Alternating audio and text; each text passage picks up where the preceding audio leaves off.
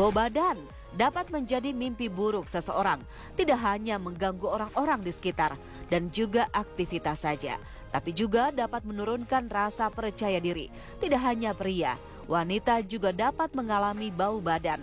Lantas, apa yang menyebabkan seseorang mengalami bau badan? Dan apakah bau badan dapat menjadi indikasi adanya gangguan kesehatan? Simak perbincangan Dr. Ekles dengan Dr. Ade Satya, spesialis penyakit dalam di segmen kali ini. Ya baik pemirsa, saya sudah bersama dengan Dr. Ade Satya, spesialis penyakit dalam. Apa kabar dokter? Luar biasa Dr. Ekles. Selalu sehat ya? Sehat selalu. Oke dokter, nah kali ini kita membahas mengenai bau badan. Nah ini menjadi momok bagi mungkin masyarakat yang mengalaminya ataupun yang tidak sadar. Mengganggu dia sendiri ataupun mengganggu lingkungan sekitar. Nah bau badan ini menjadi konteks yang menarik dokter, apa sih babnya? Jadi bau badan itu memang menjadi momok ya dalam keseharian kita ya. Seringkali kita mendapatkan keluhan ya dari lingkungan sekitar kita ya. Jadi bau badan itu sebenarnya merupakan salah satu bagian dari tubuh gitu ya. Namun dia menjadi bau yang tidak sedap ketika sudah berlebihan gitu, sudah berinteraksi dengan suatu gangguan pada tubuh itu sendiri gitu, baik secara internal ataupun secara eksternal gitu ya.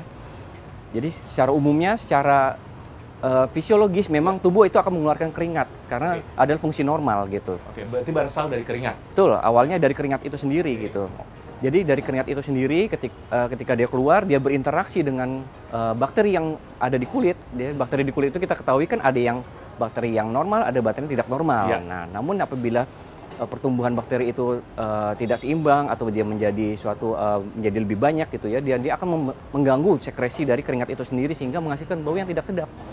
Itu yang akan menjadikan masalah ya, akhirnya jadi bau badan. Jadi berhubungan gitu, dengan keringat dan bakteri di dalam tubuh ya, atau di kulit ya? Di kulit, betul. Ya. Tapi apakah ada perbedaan laki-laki lebih bau badan atau dari wanita? Katanya karena laki-laki mungkin kegiatan lebih ekstrim atau bagaimana dokter? Iya betul dokter. Memang benar kalau laki-laki lebih banyak menghasilkan keringat ya. Hal ini berkaitan dengan fisiologis dalam badan seorang laki-laki berbeda dengan pada perempuan gitu ya. Jadi fungsi dari keringat itu kan untuk membuat suhu tubuh menjadi lebih rendah gitu atau lebih normal gitu ya.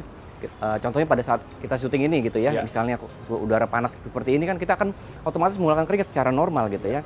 Nah pada wanita itu dia mempunyai kontrol lebih tinggi daripada laki-laki sehingga otomatis laki-laki akan lebih banyak berkeringat gitu kan. Itu faktor pertama. Faktor kedua secara gen juga memang mempengaruhi gitu ya. Ketika seseorang memiliki komposisi lemak yang lebih banyak gitu ya. Dan kita ketahui distribusi lemak pada wanita itu lebih banyak sehingga dia lebih gampang untuk menahan panas di dalam badan atau menjaga regulasi suhu tubuhnya sehingga dia tidak gampang juga berkeringat. Itu juga mempengaruhi, itu secara genetiknya juga seperti itu. Jadi udah dari sananya begitu. Udah dari sononya, gitu ya. Jadi secara genetik pun berpengaruh. Ya. Untuk faktor yang lain ada lagi faktor eksternal. Faktor eksternal itu faktor yang didapat. Apa itu? Satu tadi sudah disebutkan, aktivitas. Ya kita ketahui laki-laki lebih banyak ya untuk memang tidak bisa lebih banyak aktivitas ekstrim. Dari makanannya dok gitu, dari fungsi makanan, dari diet itu juga sangat mempengaruhi apa yang kita makan akan menghasilkan apa yang disebut dengan bau badan itu sendiri gitu dok. Nah ini menyangkut kehidupan sehari ini, apa yang kita makan dan apa yang kita minum. Nah kira-kira makanan dan minuman seperti apa dokter yang menyebabkan bau badan? Mengenai makanan ini juga tidak terlalu mudah untuk disebut ya dokter ya, karena kita memilih-milih makanan itu memang tidak mudah gitu ya, apapun kita akan makan gitu ya. Namun secara garis besar makanan itu kan ada yang terdiri dari karbohidrat, protein, lemak gitu dokter ya, secara itu dulu. Jadi apabila kita makan makanan itu dengan seimbang, itu tidak akan menyebabkan sesuatu masalah, termasuk bau badan sendiri gitu ya. Ternyata dari penelitian ini menyebutkan kalau kita memakan banyak makanan yang mengandung karbohidrat dibandingkan protein, dan ternyata itu mempengaruhi bau badan karena karbohidrat di dalam usus gitu ya akan berinteraksi dengan bakteri di usus dan dia akan mengeluarkan bau yang spesifik atau bau yang khas gitu ya. Bau yang khas itu ya bisa mengganggu bagi orang, mungkin tidak juga bagi yang bersangkutan gitu kan. Sedangkan makanan-makanan seperti makanan buah, sayuran, dan itu dalam penelitiannya disebutkan kalau memang dibandingkan antara yang banyak mengonsumsi makanan seperti vegetables atau sayuran, buah-buahan dibandingkan yang tidak, dan diikuti dalam jangka waktu tertentu, ternyata memiliki bau yang lebih menyenangkan pada yang makan banyak buah dan sayuran dibandingkan yang tidak gitu. Nah, jadi dengan dasar itulah disebut bisa dibilang kalau memang makanan sangat mempengaruhi bau badan gitu ya, terutama sekali ada lagi makanan-makanan yang aromatik, artinya makanan yang memang menggunakan bau khas. Belum dimakan pun sudah bau khas. Gitu. Contoh sederhana ya kan, bawang putih. Ya kan, kita ketahui bawang putih itu sendiri memiliki bau khas ya. Untuk orang yang senang ya tentu senang dia makan bawang putih kan.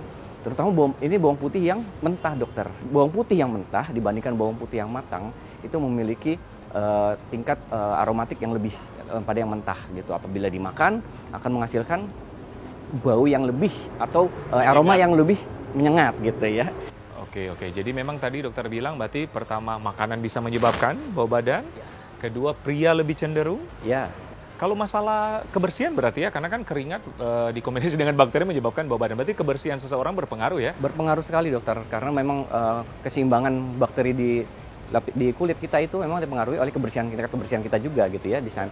Gitu. Yang paling simpel ya harus sering mandi ya. Ya paling tidak mandi minimal sesuai dengan anjuran lah ya, pagi dan sore gitu. Memang pada kondisi-kondisi tertentu kan memang ada ya tempat di luar sana yang memang mandinya hanya 1 kali sehari ya. Tapi kan memang situasinya tidak seperti kita di Indonesia ini. Dengan cuaca suhu yang lumayan seperti ini gitu ya.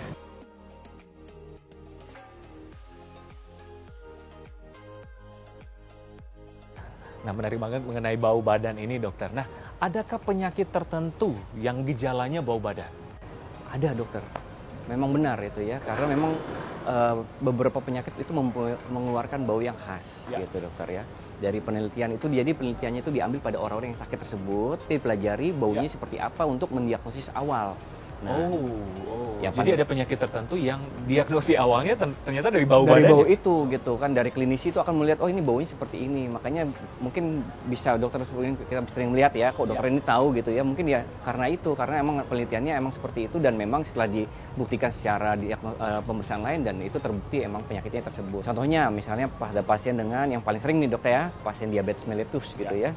Ya, kenapa? Karena kadar gula yang tinggi gitu ya, insulin yang rendah di dalam badan, sehingga badan itu memecah lemak di dalam badan. Nah, lemak di dalam badan itu menghasilkan aroma yang khas. Aroma apa? Aroma asam, dok. Disebutnya aseton gitu ya. Nah, baunya itu sangat khas, dan ketika kita sekali mencium bau itu, kita akan ingat selama seumur hidup tuh biasanya, dok, gitu. Dan itu gampang sekali dikenali gitu. Ada lagi misalnya pada pasien dengan gangguan ginjal gitu ya. Nah, itu juga khas banget ya? Ya, itu juga khas banget gitu, dokter. Mungkin tahu ya, selama pendidikan mungkin dikatakan ya, kita sering dikasih tahu misalnya pada kondisi tertentu itu pasien yang memiliki penyakit di organ tersebut akan memiliki bau yang mirip sama organ tersebut. Nah, pada gangguan ginjal baunya apa? Baunya jelas ureum gitu, bau urin gitu ya. Itu juga khas, dok. Itu contoh-contoh sederhana, dan ada lagi penyakit-penyakit yang jarang, yang langka, seperti gangguan dari penyakit yang memecah enzim tertentu ya, itu akan juga memiliki bau khas ya, baunya manis, dok.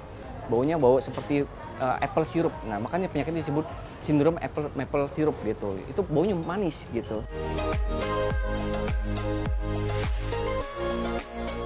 Oke, baik dokter Ade. Bagaimana sih tips untuk mencegah bau badan ini, dokter? Ya, dokter Ikhlas. Jadi untuk mencegah bau badan secara umum ya, kita tentu harus menjaga kebersihan gitu kan. Menjaga kebersihan badan gitu kan. Yang kedua harus menjaga apa yang kita makan gitu ya. Untuk makanan-makanan yang aromatik mungkin kita harus melihat ya, mengurangi gitu ya. Kalau bisa mengurangi, dan kalau bisa jangan makan mentah gitu ya. Kalau memang harus makan gitu kan. Dan tentu saja kuantiti atau jumlahnya terbatas gitu ya, dok. Terus yang ketiga memang yang tidak bisa dihindari jika sudah itu dilakukan gitu ya. Ketika ada memang harus dilakukan pemeriksaan, ya harus dilakukan pemeriksaan, dan untuk mengetahui apakah memang ada penyakit yang serius yang dialami gitu oleh seseorang tersebut, sehingga bisa dikontrol sesegera mungkin, penyakitnya teratasi sehingga bau badannya bisa terkontrol. Benar. Berarti kalau memang tidak karena keringat ataupun makanan, berarti ada penyakit tertentu. Iya. Ya, seperti dokter bilang tadi, karena penyakit gula, penyakit ginjal ataupun kanker ya. Apapun penyakit serius seperti kanker. Oke, nah jika penderita-penderita yang sudah mengalami diabetes ataupun gagal ginjal atau gimana, apa solusinya dokter? Apa pencegahannya gitu? Ya, pencegahannya ya tentu saja kontrol penyakitnya ya.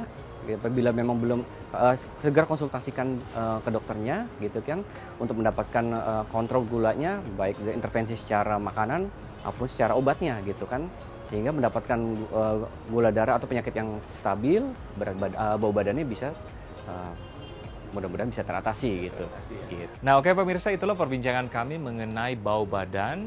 Jadi memang tindakan pencegahannya seperti tadi ya, jaga kebersihan dokter, mandi secara teratur, makanan juga harus dijaga, apalagi yang konteks bawang-bawangan ya. Ya, yang aromatik. Aromatik, dan bagi Anda yang memiliki penyakit-penyakit tertentu seperti gula, diabetes, ataupun penyakit ginjal, otomatis tindakan pencegahan dan kontrol secara teratur sangat diperlukan. Betul. Ya, terima kasih Dokter Ade. Sama-sama, informasinya Dr. Ekles. sangat luar biasa. Oke pemirsa, saya Dr. Ekles bersama Dr. Ade Satya, spesialis penyakit dalam untuk Hidup Sehat Plus.